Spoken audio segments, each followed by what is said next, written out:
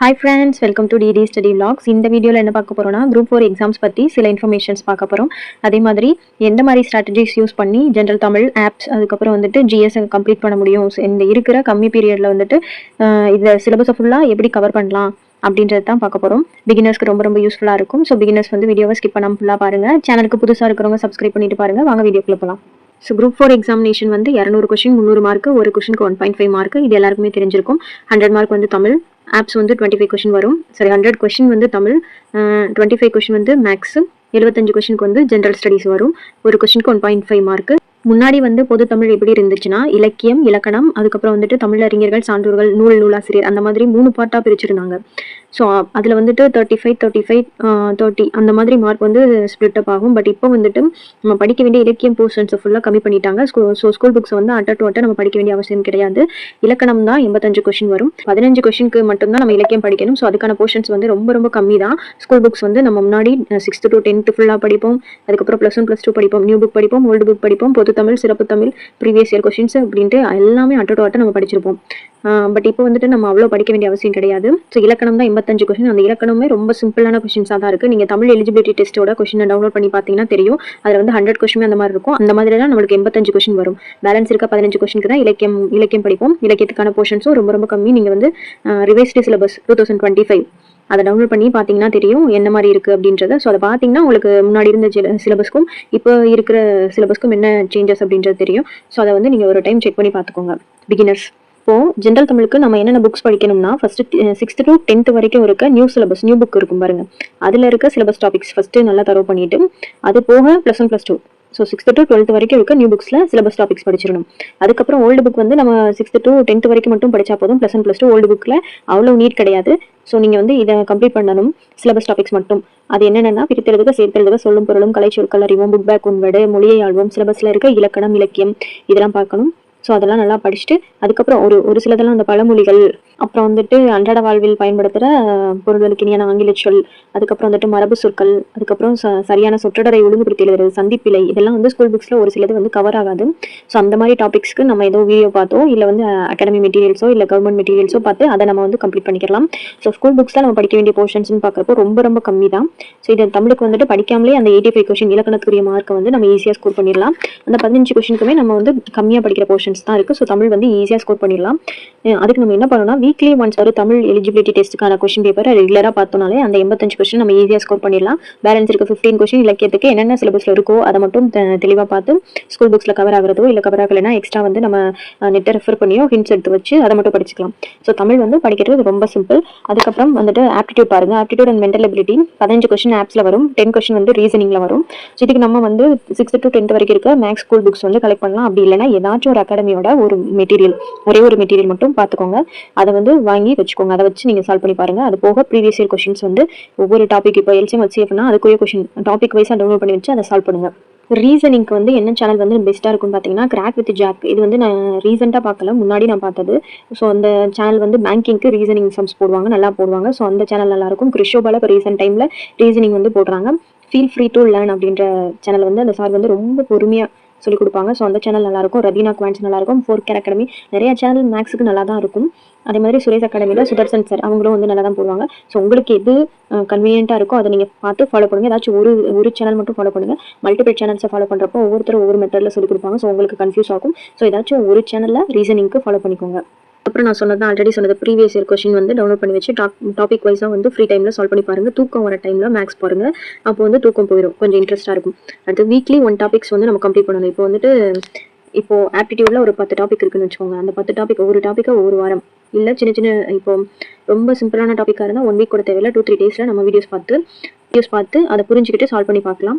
இல்லை நல்லா மேக்ஸ் போடுறவங்களா இருந்தாங்கன்னா அவங்களாவே சால்வ் பண்ணி பார்க்கலாம். ப்ரீவியஸ் இயர்ஸ் கொஸ்டின்ஸ் வச்சு ஸ்கூல் புக்ஸ் மெட்டீரியல்ஸை வச்சு நம்மளாவே சால்வ் பண்ணி பார்க்கலாம். ஸோ எது உங்களுக்கு ஓகேவோ அந்த மெத்தடை ஃபாலோ பண்ணுங்கள். ஆனால் வீக்லி ஒன்ஸ் பெரிய டாப்பிக்காக இருந்தால் ஒரு வாரம் எடுத்துக்கோங்க, சின்ன டாப்பிக்காக இருந்தால் ஒரு வாரத்தில் 2 டாபிக் கம்ப்ளீட் பண்ணுற மாதிரி பார்த்துக்கோங்க. ஸோ மேக்ஸ்க்கு அதிக இம்பார்ட்டன்ஸ் கொடுங்க. Apps 15 question, reasoning 10 question. So அதுக்கேற்ற மாதிரி எதுக்கு இம்பார்ட்டன்ஸ் கொடுக்கணும்னு பார்த்துக்கோங்க. ரீசனிங்கே பார்க்காம போயிடாதீங்க. அடுத்தது ஜென்ரல் ஸ்டடிஸ் வந்து 75 கொஷின். ஆல்ரெடி வந்து நான் மார்க்ஸ் ஸ்பிளிட் அப் வந்து சொல்லியிருக்கேன். தமிழ் சொசைட்டி வந்து 20 கொஷின் வரும். அதுக்கப்புறம் பாலிட்டி வந்து 15 கொஷின். எக்கனாமிக்ஸும் தமிழ்நாடு அட்மினிஸ்ட்ரேஷன் முன்னாடி இருந்த யூனிட் 9 இந்த 2 யூனிட்டையும் சேர்த்து 20 கொஷின் வரும். ஹிஸ்ட்ரி ப்ளஸ் ஐஎன்எம் ரெண்டையும் சேர்த்தே 10 question. Geography 5 question, science 5 question. So அப்போ இந்த மார்க்ஸ் ஸ்பிளிட் அப்லேயே தெரியும் நம்ம எந்த யூனிட்டுக்கு அதிக ப்ரிஃபரன்ஸ் கொடுக்கணும் அப்படின்றது. ஸோ தமிழ் சொசைட்டி வந்து 20 கொஸ்டின்றதுனால அதை வந்து நம்ம ஃபர்ஸ்ட் இந்த 2 யூனிட்டை நம்ம ஃபர்ஸ்ட் ப்ரிஃபரன்ஸாக வச்சுக்கலாம். அந்த ஆர்டர் படி தான் எழுதியிருக்கேன். ஸோ தமிழ் சொசைட்டி, பாலிட்டி அது வந்து நமக்கு ஃபர்ஸ்ட் ப்ரிஃபரன்ஸ். அடுத்ததான் வந்து எக்கனாமிக்ஸையும் டிஎன் அட்மினிஸ்ட்ரேஷன் ரெண்டையும் சேர்த்து 20 கொஸ்டின். ஸோ அதனால அதுக்கு அடுத்த இம்பார்ட்டன்ஸ் கொடுக்கணும். அடுத்து ஹிஸ்ட்ரி ஐஎன்எம் ரெண்டையும் சேர்த்தே 10 கொஸ்டின் தான்.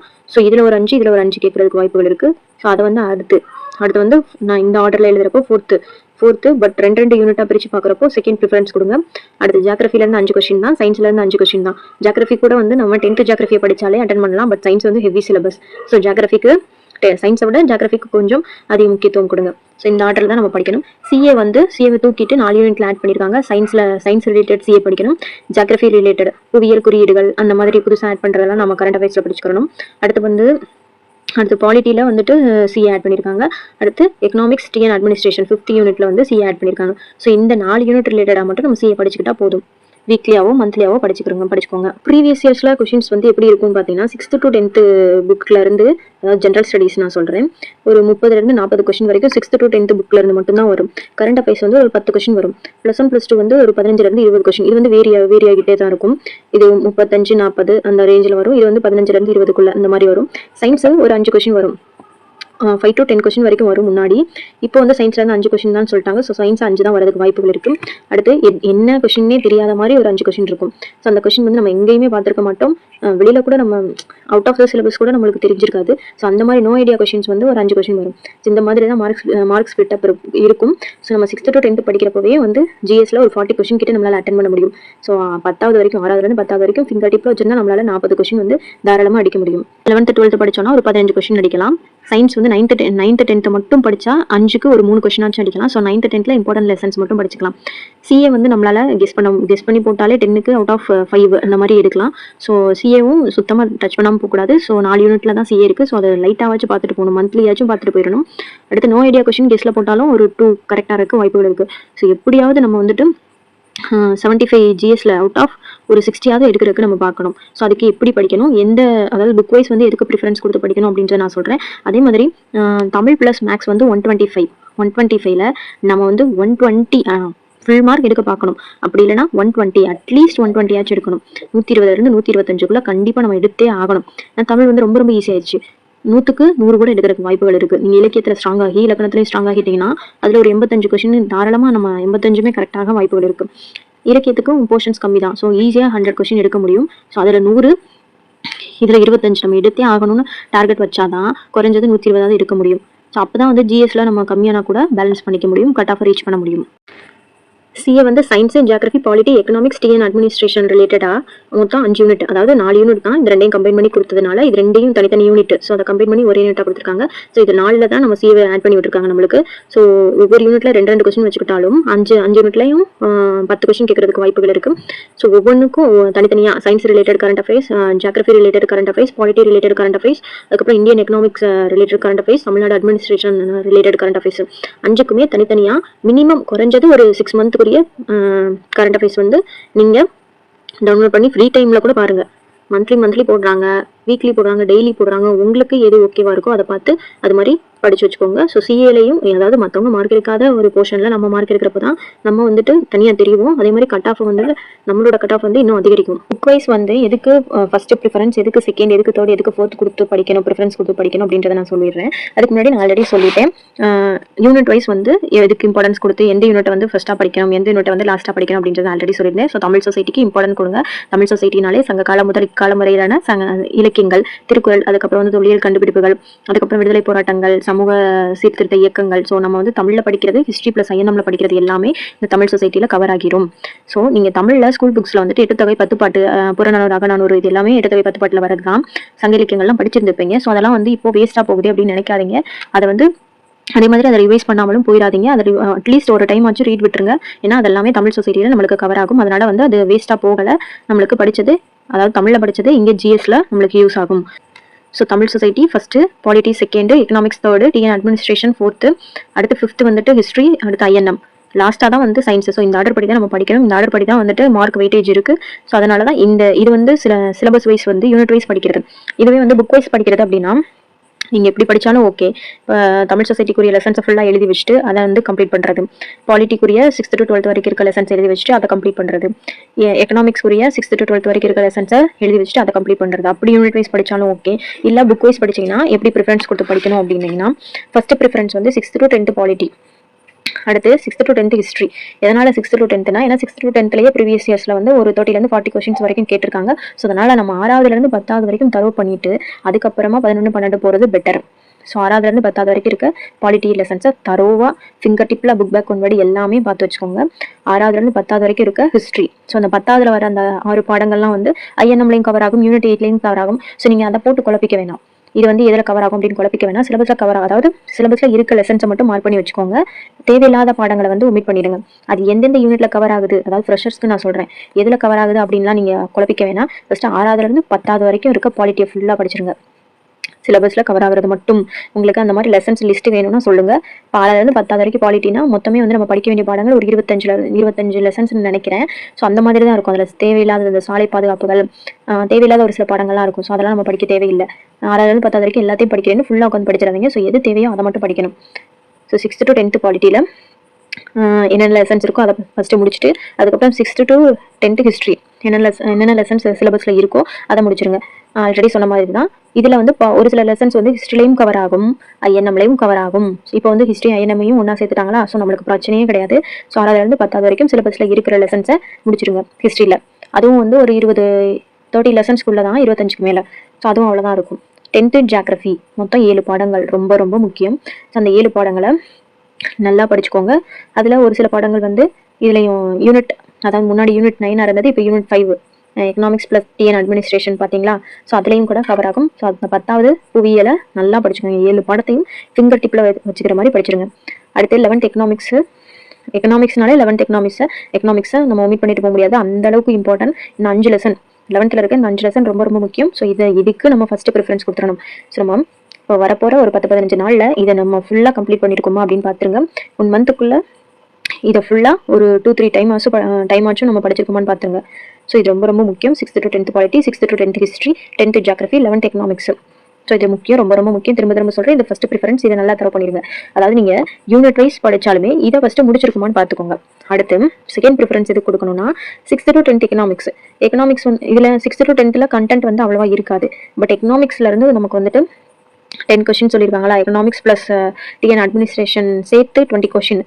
ஸோ அதில் 10 கொஸ்டினாவது எக்கனாமிக்ஸ்லேருந்து வரும். ஸோ அப்போ 6வதுலேருந்து 10வது வரைக்கும் நம்ம படித்து வச்சுக்கிறது. 6th to 10th ரொம்ப ரொம்ப கண்டென்ட்டும் கம்மியாக இருக்கும், லெசன்ஸ் லிஸ்ட்டும் கம்மியாக தான் இருக்கும். மொத்தமே 10 பாடம் தான் இருக்கும்னு நினைக்கிறேன். ஸோ அதுக்கு வந்து செகண்ட் ப்ரிஃபரன்ஸ் கொடுத்து அதையும் படிச்சுட்டு புக் பேக் ஒன்று பார்த்துருங்க. அடுத்து 11th 12th பாலிட்டினாலே 11வது 12வது கம்பல்சரி நம்ம படிச்சே ஆகணும். கஷ்டமாக இருந்தாலும் அதை கம்ப்ளீட் பண்ணிடுங்க. Book back one word at least book back one வேர்டாவது படிச்சிருங்க. படிக்கவே முடியல, கஷ்டமாக இருக்குது அப்படின்றவங்க ஒரு வீடியோஸ், ஷார்ட்கட் வீடியோ ஷோ, இல்லை யாராவது வந்து ஈஸியாக நடத்தி போட்டிருப்பாங்க, அந்த மாதிரி வீடியோஸ் பார்த்துட்டு புக் பேக் ஒன் வேர்டாவது பார்த்துருங்க. அதுக்கப்புறம் இது வந்து நம்ம ஃபஸ்ட்டு ப்ரிஃபரன்ஸில் வச்சிருக்கணும். பட் நம்ம ஆல்ரெடி தமிழில் படிச்சிருப்போம், அதனால் நான் செகண்ட் ப்ரிஃபரன்ஸில் வைக்கிறேன். தமிழ் இலக்கியம், திருக்குறள், வேற என்ன சங்ககால முதல் இக்காலம் வரையிலான இலக்கியங்கள், இது எல்லாமே நம்ம தமிழில் படிச்சிருப்போம். இது வந்து நம்மளுக்கு வேஸ்ட் ஆகாது. யூனிட் 6ல் கவர் ஆகும். யூனிட் 6 தமிழ் சொசைட்டியிலேருந்து 20 கொஸ்டினா. ஸோ நமக்கு இங்கே யூஸ் ஆகும். அதனால இதுக்கு நான் இம்பார்ட்டன்ஸ் கொடுத்து செகண்ட் ப்ரிஃபரன்ஸில் வச்சு படிங்கன்னு சொல்லியிருக்கேன்.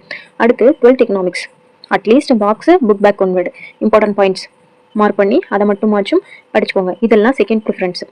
ஸோ இதை முடிச்சு ஒரு 2 டைம் ஆச்சும் ரிவைஸ் பண்ணிட்டு இதை படிங்க. இதை படிக்கிறப்பவும் இதை சைட் பை சைடாக ரிவைஸ் பண்ணணும். அடுத்து தேர்ட் ப்ரிஃபரன்ஸ் வந்து 11th 12th ஹிஸ்ட்ரி. ஏன்னா நம்ம ஹிஸ்ட்ரிக்கும் எனக்கும் மொத்தமே வந்து 10 கொஸ்டின் தான். ஸோ அந்த 10 கொஸ்டினுக்கு நம்ம போட்டு மண்டை பிச்சுக்க தேவையில்லை. ஸோ அதனால் என்ன பண்ணணும்னா 11th 12th box book back மட்டுமாச்சும், ஆனால் கம்பல்சரி புக் பேக்கு படிச்சிருக்கணும். சுத்தமாக டச் பண்ணாமல் போயிடாதீங்க. ஸோ அட்லீஸ்ட் புக் பேக்கு பார்த்துடணும். 12th எத்திக்ஸ் நான் வந்து ஹிஸ்ட்ரி வந்து A3 புக் சூரிஸ் அகாடமி தான் ஃபாலோ பண்ணேன். நான் ஆல்ரெடி சொல்லியிருக்கேன். ஏன்னா எனக்கு வந்து தேடி தேடி இப்போ சிந்துனா 6th 9th 11th தேடி தேடி படிக்கிறது கஷ்டமா இருக்குன்னு நான் அதை தான் ஃபாலோ பண்ணுவேன். கிட்ட வந்து 12th எத்திக்ஸ் புக்கும் கிடையாது. நான் வந்து A3 தான் ஃபாலோ பண்ணுவேன். இந்த எத்திக்ஸ் புக் வந்து எதுக்கு யூஸ் ஆகும்னு பார்த்தீங்கன்னா, ஹிஸ்ட்ரியில் இந்த வேற்றுமையில் ஒற்றுமை, அதுக்கப்புறம் இந்திய பண்பாட்டின் இயல்புகள், மொழி, வழக்காறு அந்த மாதிரி டாபிக்ஸ் எல்லாமே இந்த எத்திக்ஸில் தான் கவர் ஆகும். ஸோ அதுக்காக தான் இந்த எத்திக்ஸ் புக்கை வந்து வச்சுக்கோங்க. இது வந்து தேர்ட் ப்ரிஃபரன்ஸாக வச்சுக்கோங்க அப்படின்னு சொல்கிறேன். பட் நீங்கள் வந்து இதை வந்து தேர்ட் ப்ரிஃபரன்ஸ் தான் வச்சுக்கணும். ஏன்னா 11th 12th வந்து ஹிஸ்ட்ரி ப்ளஸ் INM சேர்த்தே 10 கொஸ்டின் தான். இதில் இருந்து ஒரு 5, இதுலேருந்து ஒரு 5ன்னு வச்சுக்கிட்டாலுமே நம்ம வந்துட்டு அதுக்கு இவ்வளோ படிக்கணுமான்னு கேட்டால் கொஞ்சம் படிக்கிறது கஷ்டம் தான். இருந்தாலும் தேர்ட் ப்ரிஃபரன்ஸாக வச்சுக்கிட்டு புக் பேக் ஒன்வேர்ட் மட்டுமாச்சும் எல்லா லெசனுக்கும், அதாவது சிலபஸில் கவர் ஆகிற எல்லா லெசனுக்கும் படிச்சிருங்க. அட்லீஸ்ட் அதை மட்டுமாச்சும் நம்ம படிச்சுட்டு போகணும். ஸோ அதை மறந்துடாதீங்க. ஸோ மொத்தமாக டச் பண்ணாமல் போகிறதுக்கு அதை மட்டும் நம்ம பார்த்துட்டு போகிறது பெட்டர். கரண்ட் அஃபேர்ஸ் வந்து ஃபோர்த் ப்ரிஃபரன்ஸில் நான் வச்சிருக்கேன். பட் வந்து இதை நீங்கள் அப்போக்கப்போ டெய்லியோ இல்லை வீக்லியோ இல்லை மந்த்லியோ படிக்கிறது பெட்டர். இது வந்து உங்களுக்கு குழப்பம், அதாவது இத்தனை படிச்சுட்டு சைடில் கரண்ட் அஃபேர்ஸ் படிக்கிறது கொஞ்சம் கஷ்டமாக இருக்கும் அப்படின்றதுனால தான் இது லாஸ்ட்டாக வச்சிருக்கேன். பட் கரண்ட் அஃபேர்ஸ் வந்து எப்படி படித்தாலுமே நம்மளுக்கு வந்துட்டு எங்கேயோ இருந்து எப்போவும் நடந்ததா கரண்ட் அஃபேர்ஸ் அப்படின்ட்டு கொண்டு வந்து கேட்பாங்க. ஸோ அதில் ஸ்கோர் பண்ணுறது கஷ்டம் தான். இருந்தாலும் இந்த டைம் வந்து அந்தந்த யூனிட்டில் அட்டாச் பண்ணி விட்டுருக்கறனால அந்தந்த யூனிட் சயின்ஸ் ரிலேட்டடாக என்னென்ன நடந்திருக்கு நிகழ்வுகள் அப்படின்ட்டு கம்மியாக தான் இருக்கும். ஸோ அதை மட்டுமாச்சும் பார்த்துட்டு போகிறப்ப நம்ம வந்து மொத்தம் 5 யூனிட்டில் 10 கொஸ்டின் கேட்கலாம் அப்படின்ட்டு நான் சொல்லியிருக்கேன் கரண்ட் அஃபேர்ஸ். ஸோ 10ல் அட்லீஸ்ட் ஒரு 5 நம்ம எடுக்கணும். ஸோ CAல அப்போ இதை ஃபோர்த் ப்ரிஃபரன்ஸில் வச்சிருக்கேன். பட் டெய்லியோ வீக்லியாவோ இல்லை மந்த்லியாவோ, இப்போ ஜனவரி முடிஞ்சுன்னா ஜனவரிக்குரிய இம்பார்ட்டன்ட் கரண்ட் அஃபேர்ஸ் ஏதாச்சும் ஒரு வெப்சைட்லையோ இல்லை அகாடமிலையோ போட்டிருப்பாங்க. ஸோ அதை டவுன்லோட் பண்ணி நோட் பண்ணி வச்சு படிச்சுக்கோங்க. ஸோ மந்த்லியாக படிக்கிறது பெட்டர். ஸோ ஜனவரி ஃபுல்லாக படிச்சுட்டு அடுத்து பிப்ரவரி போட்டாங்கன்னா பிப்ரவரி படிச்சுட்டு சைட் பை சைடாக ரிவைஸ் பண்ணிக்கணும். 10 கொஸ்டினுக்கு இவ்வளோ படிக்கணுமான்னு கேட்டால் படிச்சு தான் ஆகணும். அது வராதுன்றதை தாண்டி அது வருதோ இல்லையோ பார்த்து வச்சுக்கிறது நம்மளுக்கு சேஃப். பட் அங்கே நம்ம படிக்காமல் போகிறதான் CAல கேட்டு வைப்பாங்க, எங்கேயோ இருந்து கேட்டு வைப்பாங்க. இருந்தாலும் நம்ம சேஃப்டிக்கு பார்த்துக்கிறது பெட்டர். சயின்ஸ் வந்து 5 கொஸ்டின் தான் கேட்பாங்க. So 9th 10th important lessons மட்டும் படிச்சுக்கோங்க. ஸோ அதுவே மோர் தென் எனஃப். புக் வைஸ் வந்து மார்க்ஸ் ஸ்பிளிட் அப் ப்ரீவியஸ் இயர்ஸில் கேட்டது சொல்லியிருந்தேன்னா 6th to 10th கம்ப்ளீட் பண்ணோன்னா, அதாவது ஃபர்ஸ்ட் ப்ரிஃபரன்ஸில் இருக்கிறத நம்ம கம்ப்ளீட் பண்ணாலே நம்ம 40 கொஸ்டினில், அதாவது 30 to 40 கொஸ்டின் வந்து அட்டன் பண்ணலாம். CA வந்து சும்மா லைட்டாக பார்த்தாலே 10 out of 5 எடுக்கலாம். 11th 12th நான் சொன்னதை மட்டும் படிங்க. அதுலேயும் வந்து ஒரு 20 கொஸ்டின் கேட்டாங்கன்னா எப்படியும் 15 கொஸ்டினாக அட்டன் பண்ணலாம். சயின்ஸை 5 கொஸ்டினில் 9th 10th மட்டும் படிச்சுட்டு போங்க. வந்தால் நம்மளுக்கு லக்கு. 10th மட்டும் கேட்டாங்கன்னா நமக்கு லக்கு. ஸோ இதை நான் சொல்கிறத மட்டும் படிச்சிங்கனாலே நீங்கள் கண்டிப்பாக 75க்கு 60, குறைஞ்சது 60 எடுக்கலாம். இதெல்லாம் தரோவாக படிச்சிருக்கணும். அரைக்குறையாக படிச்சுட்டு இதை படிக்காமல் இதுக்கு வருது, இதை படிக்காமல் இதுக்கு வருது, எதுவுமே ரிவைஸ் பண்ணாமல் போகிறது. ஸோ அந்த மாதிரிலாம் பண்ணோன்னா நோ யூஸ். இம்பார்ட்டன்ட்னு சொல்கிறத ஒரு 2-3 டைம்ஸ் கூட பத்தாது. குறைஞ்சது நம்ம எக்ஸாமுக்கு போகிறதுக்குள்ளே 5 டைம்ஸ் வச்சு நம்ம ரிவைஸ் பண்ணியிருக்கணும். அதாவது இந்த 10th geography, 11th economics, 10th polity, 10th இருக்க அந்த ஹிஸ்ட்ரியில் வர அந்த 6 பாடங்கள் அது வந்து INMல கவர் ஆகும். ஸோ அதெல்லாம் ரொம்ப ரொம்ப முக்கியமானது. அதெல்லாம் வந்துட்டு நல்லா படித்து வச்சுக்கிறணும். ஸோ எது முக்கியம்னு சொல்கிறோமோ அதை வந்து நல்லா தரவாக படிச்சுக்கோங்க. ஸோ இது வந்துட்டு பிகினர்ஸ்க்கு ரொம்ப யூஸ்ஃபுல்லாக இருக்கும்னு நினைக்கிறேன். வேறு எதுவும் டவுட்ஸ் இருந்தால் கமெண்ட்டில் சொல்லுங்கள். அதே மாதிரி நான் சொன்னேன் 6th to 10th பாலிட்டினா மொத்தம் 25 லெசன் இருக்கும். ஹிஸ்ட்ரினா ஒரு 25 லெசன் இருக்கும். 11th எக்கனாமிக்ஸில் ஒரு 5 லெசன் படிக்கணும். 11th 12th பாலிட்டியில் மொத்தமே சேர்த்து ஒரு 20 லெசன்ஸ் இருக்கும். அப்படின்ற மாதிரி ஒவ்வொன்றையும் வந்துட்டு எந்தெந்த லெசன் சிலபஸில் கவர் ஆகுதோ அதோட கவுண்ட்ஸ் சொன்னேன். பட் உங்களுக்கு வந்து அந்த லெசன்ஸோட லிஸ்ட்டு வேணும்னா கமெண்ட்டில் சொல்லுங்கள். நான் வந்து நெக்ஸ்ட் வீடியோவில் என்னென்ன லெசன் சிலபஸில் இருக்குது, எதை மட்டும் படிக்கணும் அப்படின்ற ஒரு லெசன் லிஸ்ட்டு கொடுத்துட்றேன். அதை மட்டும் நீங்கள் படிச்சுக்கலாம். ஸோ இந்த வீடியோ உங்களுக்கு யூஸ்ஃபுல்லாக இருந்துச்சுன்னா லைக் பண்ணிட்டு ஒரு கமெண்ட் பண்ணுங்கள். நெக்ஸ்ட் வீடியோவில் பார்ப்போம். Tata bye.